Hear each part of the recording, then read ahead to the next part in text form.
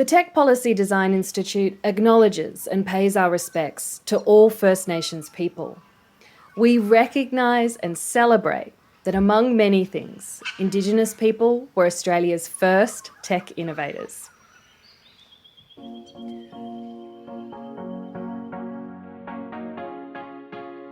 Welcome to Tech Mirror. I'm Johanna Weaver, and on this podcast, we talk about how technology is shaping our world and how we, the humans, can shape technology back. Now, there is a lot going on in the world right now, and technology is at the core of so many of the trends that we're seeing reshaping global power dynamics. So we thought it was timely to do a deep dive that unpacks tech and geopolitics. Today's episode, our guest, Martijn Rasser, joins us from the US. And next up, in the next episode, we'll talk to an Australian tech analyst who's living in China. Then we've got an episode planned that looks at the role of middle powers like Australia in all of this. Because, perhaps counterintuitively, when great power rivalry heats up, the role for middle powers likewise increases. Now, we couldn't have a better guest to kick us off today. Martijn Rasser is Vice President of Technology Leadership at the US Special Competitive Studies Project. He's got a background working in US intelligence. He's also worked in the private sector and think tanks, including at the Center for New American Security, which is where I first met him many years ago. So, Martijn, welcome to Tech Mirror. Let's perhaps start at the beginning. What actually is the US Special Competitive Studies Project? So we're a nonprofit research organization focused squarely on American competitiveness with a particular focus on strategic technology competition, right? And so SCSP is about 4 years old, and it originally started as a continuation of the National Security Commission on Artificial Intelligence. So that was a congressionally mandated effort. It ran for 3 years. It was co-chaired by Dr. Eric Schmidt, the former CEO of Google. And, at the end of that commission's work, they issued a huge report that had a ton of policy recommendations in there. They knew that the work had only just begun and they wanted to continue. So Eric decided to create what became the Special Competitive Studies Project. With his own money, Illy became the CEO of the organization. And as to be expected, the initial focus was heavily on artificial intelligence, but since then we've expanded to look at energy, quantum computing, or quantum information science more broadly, doing work in robotics and biotech. And so now we cover the full spectrum of critical and emerging technologies. And part of our mission is to inform U.S. policymakers, but we also have a broader educational mission to really make sure that people, not just in Washington, but across the United States, understand why technological competitiveness is so important and how we foster a stronger, more resilient society as a result. And is there truth to the rumour that the Special Competitive Studies Project was sort of mirrored off the Rockefeller Special Studies Project, which was the Kissinger-Rockefeller during the Cold War? Yeah, so Eric Schmidt and Dr. Kissinger were close friends. And it was Dr. Kissinger that actually proposed to Eric that he model SCSP on the Rockefeller project. I just find this so fascinating. We talk so much at the moment about living through periods of great change, and it's often easier looking at it in retrospect or with the benefit of hindsight, reflecting on the Cold War and how that drove technological change, but also the need for new institutions and governance structures. And without question, today we're living through a similar period of change, and there's a huge focus on technology, but I would argue perhaps not enough focus on how we need to strengthen the institutions or update governance structures. And this is something that we're definitely going to be unpacking over the next few episodes of the pod. But perhaps, Martijn, to get back to what it was that led me to reach out to invite you onto the podcast this time, and that was this new body of work that you'll be releasing soon called the Tech Scorecards, where you're measuring the competitiveness of the US and China across a suite of different technologies. Can you tell us a bit about this project? Yeah, the Tech Scorecard in part is a way to move beyond that binary thinking, right? Giving a simple, who is winning answer to any specific technology competition, because at the end of the day, it's much more complicated, much more nuanced than that. And so we really wanted to fill the analytical gap to help policymakers understand a relative technological advantage or disadvantage, but then also identify the strengths you want to protect and the areas of weakness that need policymaker attention in order to be able to drive the country to be more capable in any specific field. And while SCSP had already done a lot of work on gaps analysis, so a form of net assessment at the end of the day, we wanted to revisit that framework, and that then became the Tech Scorecard. And so we just published the methodology of this 2 weeks ago, so that you can come to our website, scorecard.scesp.ai, and so you can see it firsthand. It lays out the 5 categories that we use to help people think through. And while we approach it from a US-China comparison, analysts in Canberra, Tokyo, or London can use the same framework for their respective contexts as well. So it's agnostic in terms of what countries you apply it to at the end of the day. And can you take us through how you're assessing power in that context? Yeah, so we identified 5 dimensions of technological power. So one is innovation leadership. So that's the technical metrics. So, who's pushing the envelope of what's possible through research, technological breakthroughs, standard setting. The second one is industrial capacity. So those are physical metrics. So that's infrastructure, supply chain control, really the ability to produce technology at scale. The market ecosystem, so these are economic measures, commercial backing, private investment, global market share, all the economic components that you need to sustain long-term advantage. The talent pipeline, so the human component, who attracts and retains the technical Attacks talent. Probably works too. Yeah. Well, yeah, it is a zero-sum game when it comes to human capital. So, the PhDs, the skilled workforce, really the raw material for innovation in that sense. And finally, national leverage. And these are the policy actions that a government takes in order to create technology strategies, setting up regulations, but also setting up partnerships and alliances with other countries in order to produce a certain outcome.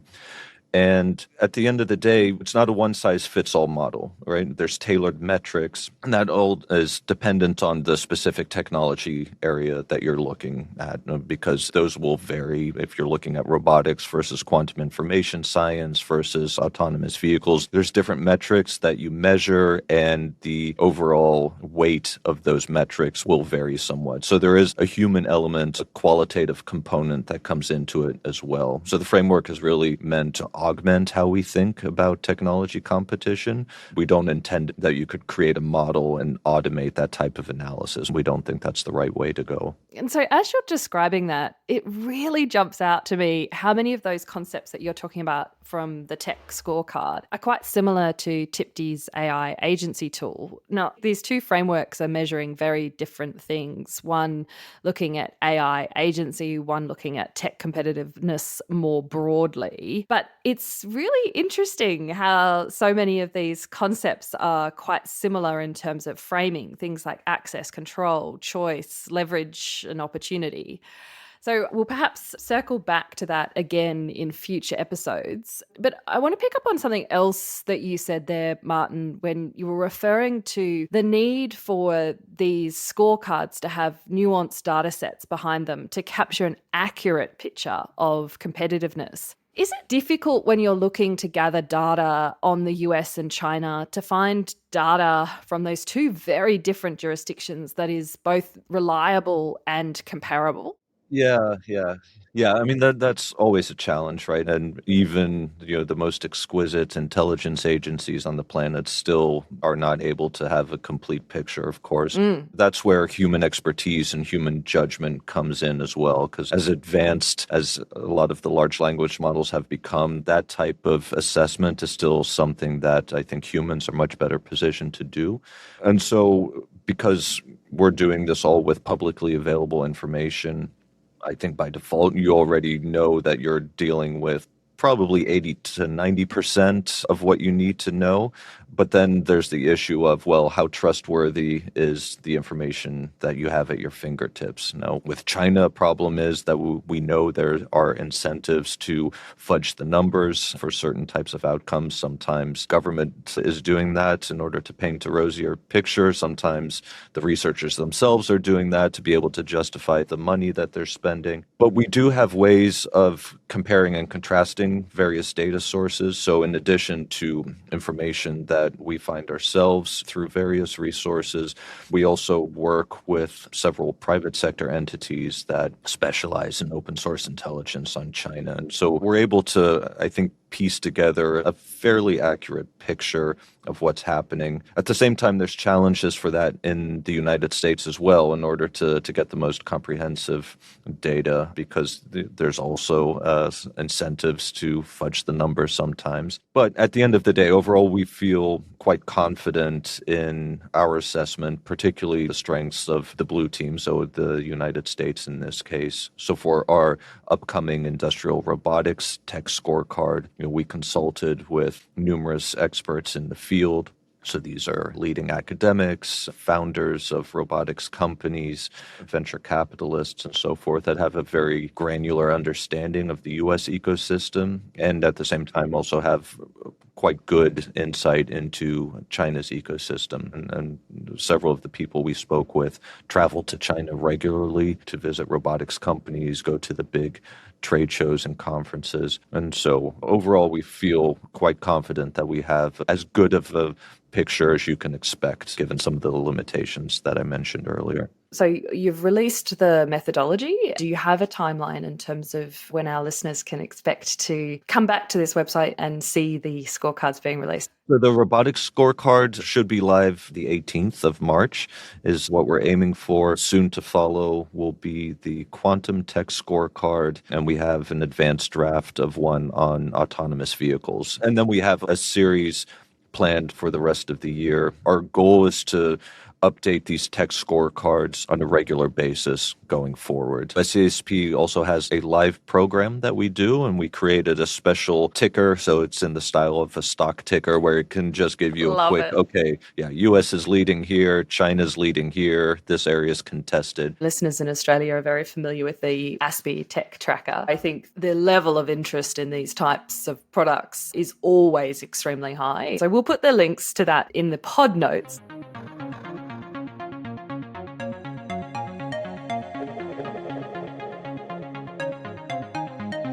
What I find interesting about this is, given the nature of the Special Competitive Studies project, but you're not just doing the scorecards as a standalone project. This is also part of a broader call for the scorecards to be informing policy and informing decisions that are being made. One of the proposals that you have on the table is for a technology council, which is sort of sitting as an advisory body into the White House. Can you talk us through what the proposal or the call for the council is and why you think that's important?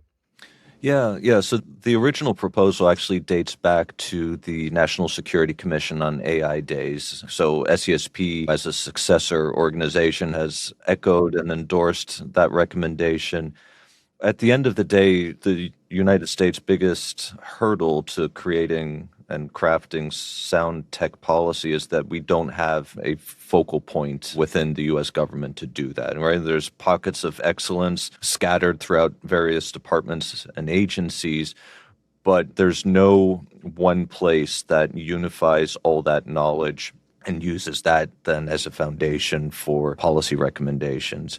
A lot of my work at the Center for New American Security focused on that as well, because I always made the case that the United States needs a true national technology strategy in order to be successful. And as admirable as I find the U.S. tendency to want to be the very best at everything, the reality of it is that's just not realistic, right? And so we need to make hard decisions. We need to think about the trade-offs in terms of what technology areas do we absolutely want to be the best in the world in? What are areas where it's actually okay if we're globally competitive, but that the fact of who is actually best is contested. And in some cases, it may be worth just being a fast follower, watching what others do, learning from their mistakes, and that could actually save you quite a bit of money over time.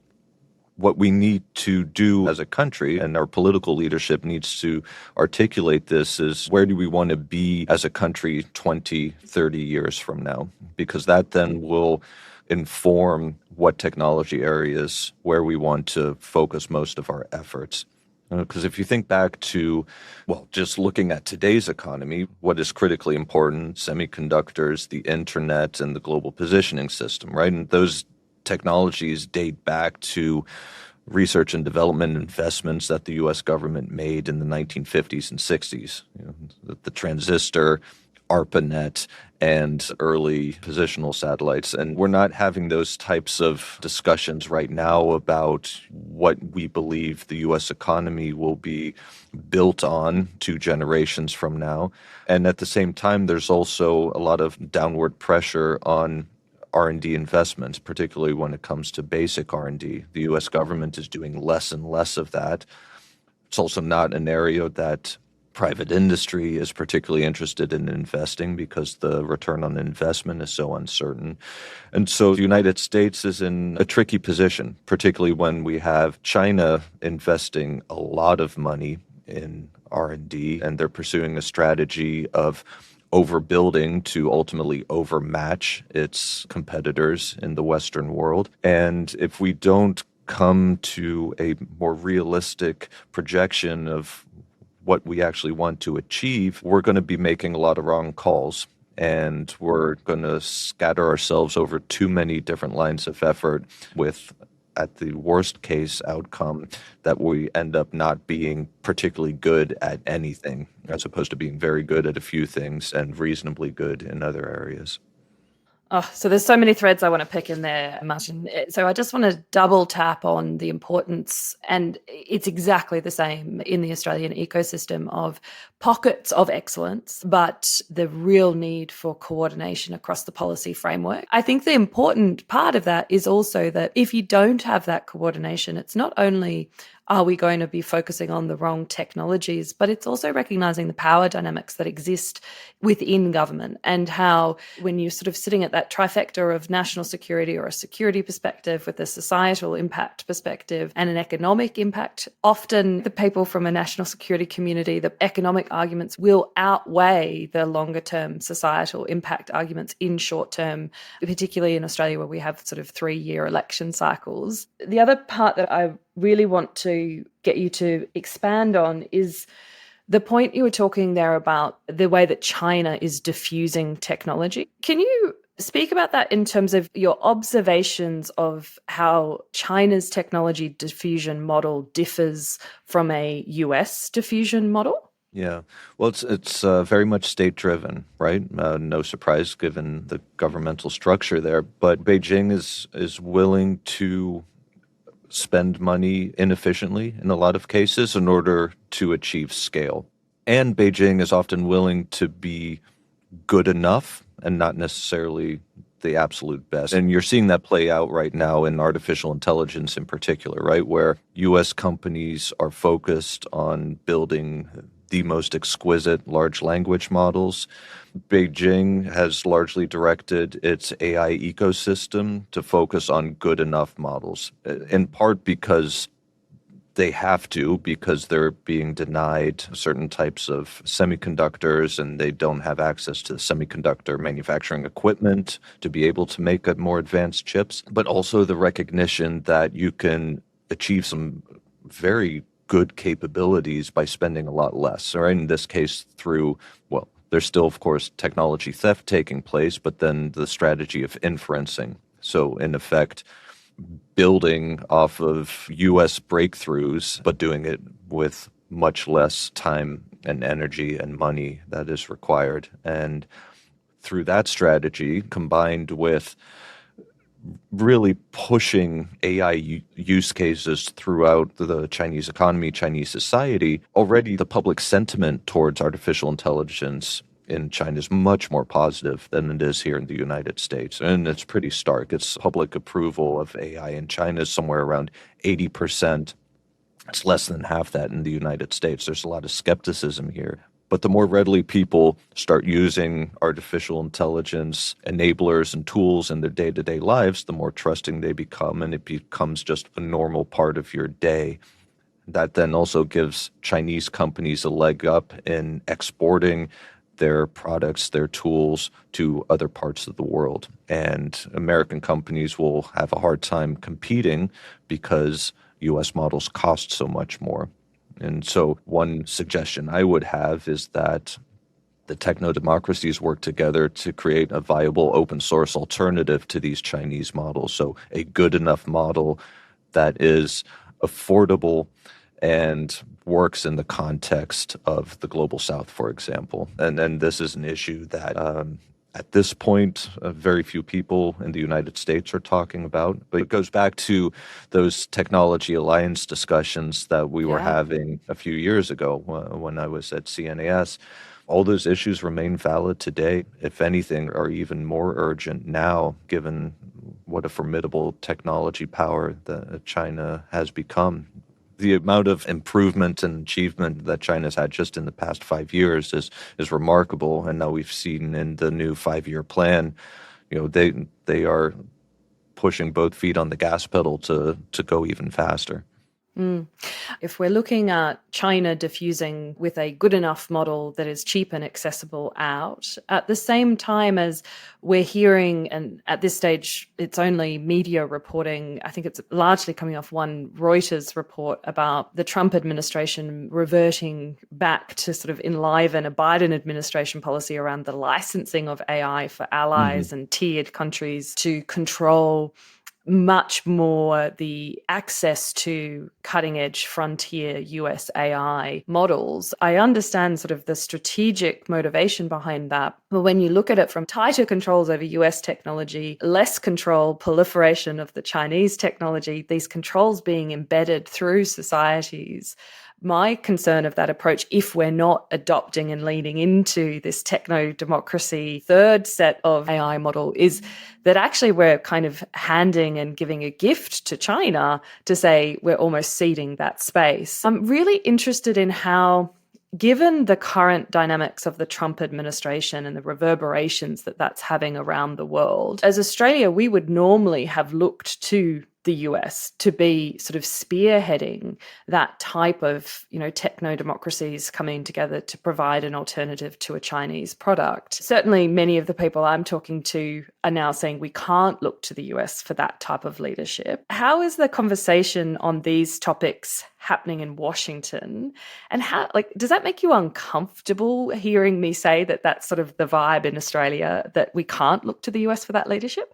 Yeah, it's been an interesting year in Washington, right? Because everyone is trying to figure out what the Trump administration's objectives and priorities are when it comes to tech policy. And there's been some whiplash, to put it mildly, where certain policy decisions are just veering back and forth. And it's really a matter of, it seems like whoever has had the president's ear most recently, that is the direction we're going in. Part of the issue is that the interagency process in Washington, as it had existed for decades, isn't really functioning anymore, right? The National Security Council has largely ceased to function as it was originally intended. And there's really a very small group of advisors around the president that are driving most of the decision making. And the president is also very eager to engage directly with the executives from various tech companies. And in most cases, they're very eager to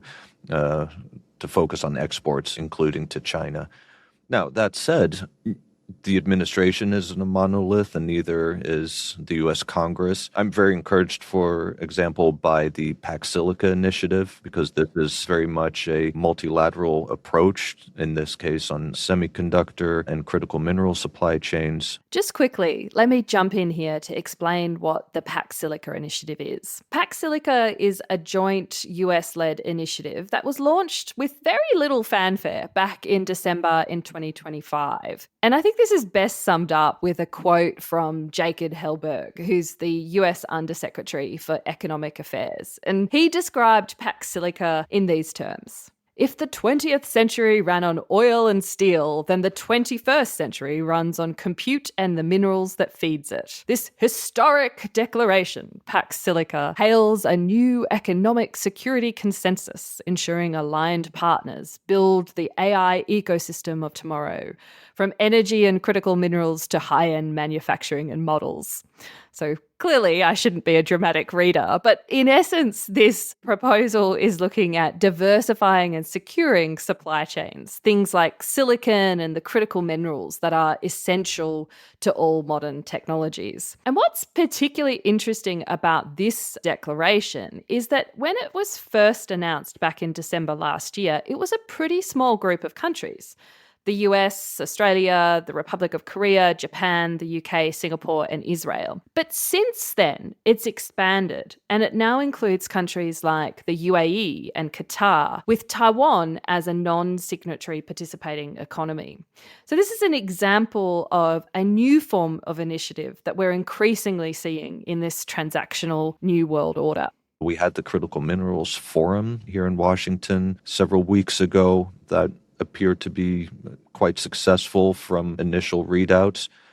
So there is still an appetite to work together with allies and partners on some of these issues. But yeah, there's elements within the administration that want to do that. And so far, the president himself hasn't articulated that as his preferred way forward. And I think a lot of people in the administration are trying to read the tea leaves to determine what would be amenable to the president at the end of the day. And as you can imagine, that's not an easy task. Yeah, I think it's not just those within the administration. I think globally there's a lot of people looking at that. My starting point is anyone who tells you they know what's going to happen next. I wouldn't trust them because we actually don't know. They're lying. No one knows. Exactly. But I think, again, the point that actually concerns me, and it goes to this global leadership point, is where you started with that response of, the structures of the NSC, the National Security Council, not functioning the way that they have for decades, right? And I think it's that erosion. It's not just the erraticness, the transactional nature of Trump.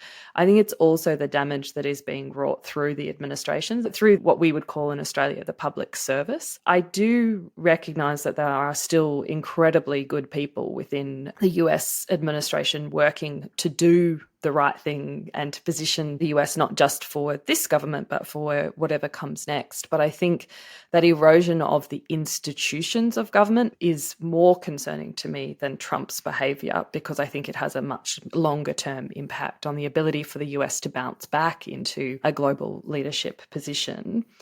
You mentioned there also the relationship between the Trump in particular and tech companies. It's quite dramatic seeing the shift from them all lined up at the inauguration in the photos, kissing the ring almost style, to some of the battles that are now happening. So what are your thoughts on the US government designating Anthropic, this US company who we all know and love from Claude, as a supply chain risk? I just wish this whole dispute never saw the light of day. And this should have been kept behind closed doors. This should never have been a public food fight the way it has been, because no one wins in that situation. The whole issue became highly politicized. It's just extremely unfortunate that we find ourselves in this position. It's very concerning that a U.S. company was named a supply chain risk. That's going to be fought in the courts now, but that's going to take years, most likely. So unless there's a stay, it is going to impact Anthropic's business, because at the end of the day, I think if a company wants to do business with the Pentagon, they'll think very carefully about whether or not they want to have Anthropic in their technology stack, even if it's not for work that has anything to do with what the Defense Department is doing. I think much of the issue ultimately boiled down to personality conflicts. I don't get the impression that Emil Michael or Dario Amodei really liked each other all that much. It's unfortunate that personal dynamic played such an overwhelming role in the contractual relationship between the department and Anthropic.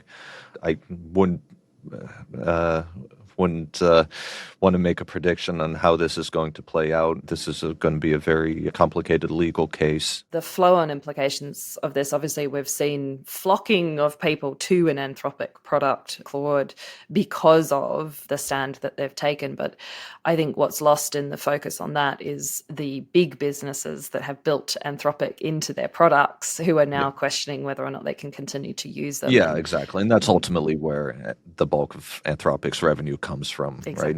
A lot of people downloaded Claude, but will they be converted to paying customers? Maybe. How much are they willing to pay? That's unclear. And big businesses their own operations will be affected, right? Because I think a lot of people really respect the capabilities that Claude provides. Overall, it does hurt American competitiveness in that sense. And that's the biggest tragedy that happens in all this. It's a self-inflicted wound that could and should have been avoidable.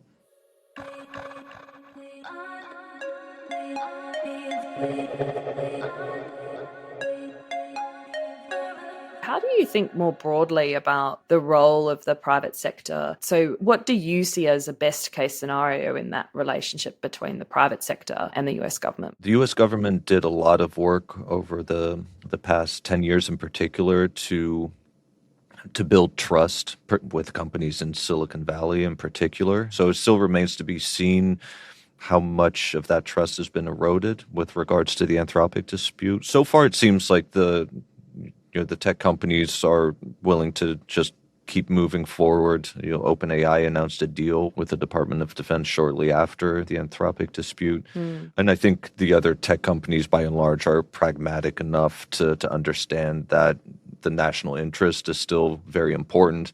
But at the same time, the U.S. government also realizes that corporations, that their best interests don't always necessarily align with the U.S. national interest. And that's why we're also seeing a renaissance in various forms of industrial policies that 10 years ago would have been unheard of. So it does go both ways as well, where government leaders here in Washington are more willing to step in and say, okay, we're actually going to take a more active role in a company's operations, or nudge a company to do things that they may not have done otherwise. And it's not just U.S. companies, but international companies as well. So, for example, ultimately convincing TSMC to open various fabs in Arizona. That's something that 5 years ago also would have been almost unthinkable. In part, you can argue with the merits of the tactics, but the trade disputes and the tariffs, they have brought about some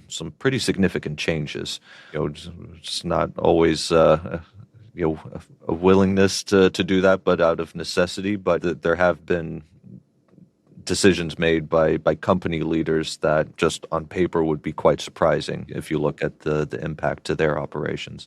TSMC is the Taiwan Semiconductor Manufacturing Corporation. And what Martin is referring to here is a huge supply chain dependency coming out of Taiwan, who play an absolutely critical role in manufacturing almost all of the world's advanced AI chips. Now, the US has been trying to incentivize companies, including TSMC, to produce these chips in the US in order to provide a safety net should anything happen in Taiwan. But this is something that only the US could do, and even then it's questionable as to whether or not they're going to be able to pull it off. Each fabrication plant is worth billions of dollars and takes years to build. And this is where the concept of supply chain resilience and partnerships becomes so vital. But that's also why that concept of a semiconductor alliance that we spoke about a few years ago already remains relevant, right? Because it's not just TSMC as a single point of failure. It's ASML in the Netherlands with their EUV lithography equipment. It's the Japanese company Nitobo, which is the only manufacturer of the T-glass. I believe there's only 2, maybe 3 Japanese companies that make the photoresists, so the chemicals that you use during the semiconductor fabrication process. Carl Zeiss in Germany making the optics for the EUV lithography equipment. And so you start seeing how fragile the global semiconductor value chain actually is. in my mind, it's a no-brainer that the governments of these countries work together to ensure that there is greater resilience in these supply chains, because any one of those nodes getting pulled out of the supply chain and the whole thing falls apart like a house of cards. Right now, everyone's very focused on Iran and the closure of the Strait of Hormuz. What very few people are talking about right now is, well, we know that Qatar closed down its LNG production. That's about 20% of global output. But a very important byproduct of LNG production is helium, and helium is essential for semiconductor fabrication. And it's somewhere in the 35 to 40% range that is Qatar's share of global helium supply. So almost overnight, we went from a very comfortable supply of helium to now a severe shortage. And the longer the Strait of Hormuz is closed, the more severe that crisis is going to be. And we're going to start seeing some waves going through the semiconductor industry as well, because there's another critical input that is under a lot of strain. So we spoke about Pax Silica earlier, and, as an example of countries coming together to build secure and resilient supply chains. And I think, reflecting on Canadian PM Kearney's Davos speech, the famous speech, he really emphasized this point as well, that middle powers have more power than we think, that we can actually be stepping up and building unique coalitions. I think what's interesting in Kearney's framing is that he's actually quite transactional about it. He's saying that these coalitions may be with different countries for different issues and taking quite a pragmatic approach. And, you're kind of seeing that play out, for example, with Qatar being included in Pax Silica because of the helium, for example, as you were just discussing there. So, Martin, from your perspective, sitting in Washington, what's your call to action to Australia right now? What do you think we should be prioritising as a country in this really uncertain world that we're living in? Australia has a lot of capabilities in technology areas that matter. Australia is also blessed, of course, with substantial natural resources, which are critically important. Just on the rare earths front alone, Australia could be a true powerhouse, but it requires a pretty significant investment and a sustained investment because, again, you're dealing with Chinese mercantilism, and you have to be able to have a certain modicum of industrial policy to build a viable Australian industry in that regard. In this environment, of course, Australia should continue to work with the United States as much as it can, but it's very important to build up independent relationships with the other key technology actors in Europe, in Japan, South Korea, and I think India would be a very interesting partner to look toward as well.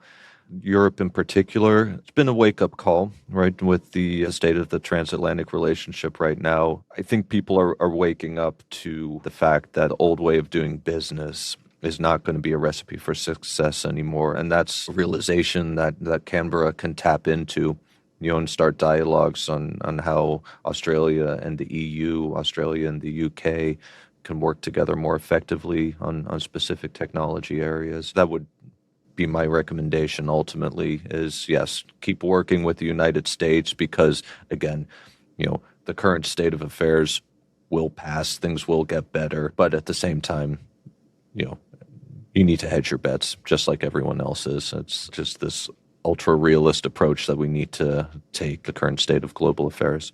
100%. And for anyone listening to this podcast, I did not set Martin up to answer the question that way, but it certainly won't come as a surprise to regular listeners of the pod that this is something that I 100% support, the idea of Australia taking the initiative and building out these partnerships to build broader coalitions of countries. We'll talk about that more in the coming episodes. In the next episode, we're going to talk to an Australian tech analyst based in China. Looking forward to that conversation. For now, Martin, thank you so much for joining us today. No, thanks so much for having me on. It was a real pleasure.